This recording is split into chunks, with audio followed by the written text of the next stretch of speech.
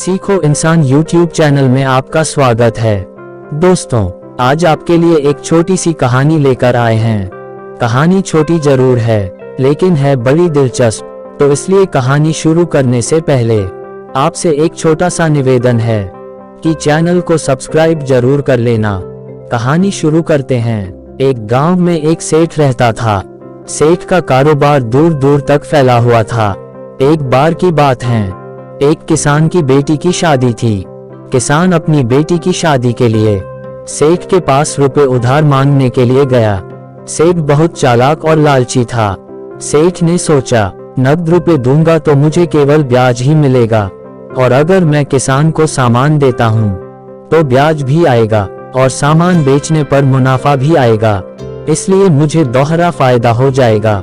ये सोचकर किसान ने कहा, भाई नकद रुपए तो है नहीं, लेकिन तुम्हारी बेटी की शादी है, इसलिए मैं तुम्हें शादी के लिए सामान जरूर दे दूंगा। जो भी सामान की जरूरत पड़े तुम मेरे से ले जाना। तुम्हारी बेटी की शादी हो जाएगी, तुम क्यों चिंता में पड़े हुए हो?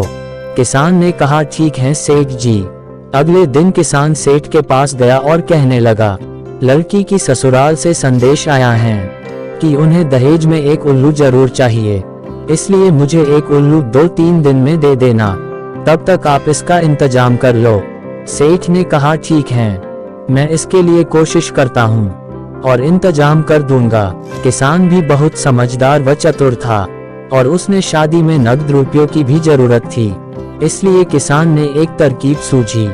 उसने जंगल से एक उल्लू को पकड़ लिया और अपने दोस्त को कहा कि सेठ की गली में जाकर जोर जोर से आवाज लगाना कि उल्लू ले लो, उल्लू ले लो, उल्लू ले लो। सेठ तुम्हें आवाज लगाकर पूछे तो कहना, उल्लू 50,000 रुपए का है, इससे कम नहीं दूंगा।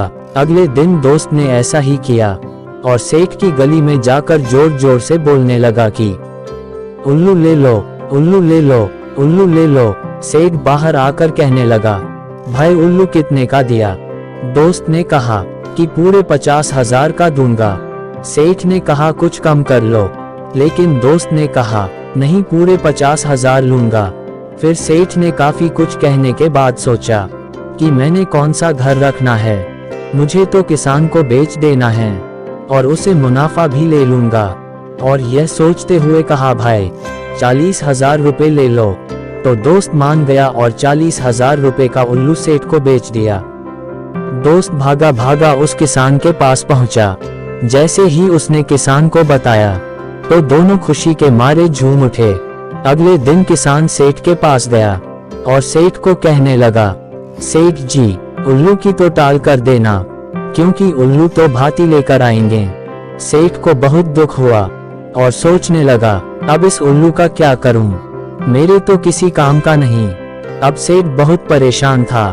सारा दिन उल्लू को अपनी दुकान पर बैठा कर रखता और जब वह सो जाता तो उसकी गर्दन में एक रस्सी बांध देता, ताकि तब वह सोता तो उस रस्सी को खींच लेता और कहता, तूने पूंजी का तो नाश कर ही दिया, अब मेरी दुकान का भी क्यों बंटाधार कर रहा है, सारा दिन सोता रहता है। सेठ को बहुत पश्चाताप हो रहा था। इसीलिए कहते हैं कि लालच बुरी बला है।